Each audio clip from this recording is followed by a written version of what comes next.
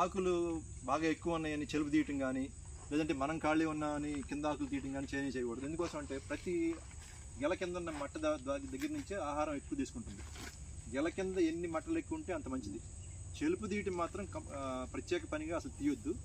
ఎప్పుడైతే గెల కోసేప్పుడు ఎక్కువ ఆకులు ఉన్నాయి, మరుసటి రోజు మనం కోసేప్పుడు ఇది అవరోధంగా ఉంటుంది అన్నప్పుడు ఆ రోజు 1 గంట ముందు వచ్చేసి ఆకులు తీసి అప్పుడు గెల తీసుకోవాలి తప్పితే కావాలని మాత్రం ఎటువంటి పరిస్థితుల్లో చెలుపు తీయకూడదు.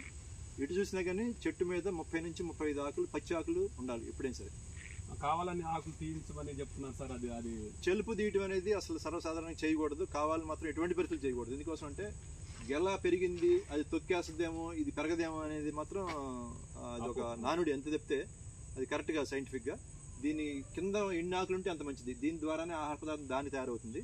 అదిగాక దాదాపుగా 4 నెలలకి మనం గెల నరుకుతున్నామంటే 3 నెలల 3 వారాల వరకు దాంట్లో తేమ ఉంటుంది. చివరి వారమే 20 నుంచి 30% వరకు అయితే తేమ నుంచి మనం ఆయిల్గా మారుతుంది. సో అందుకనుంచే అప్పటి వరకు ఆ వారం వరకు కంపల్సరీ దాని కింద ఉన్నటువంటి ఆకు మాత్రం కంపల్సరీ ఉంచాలి.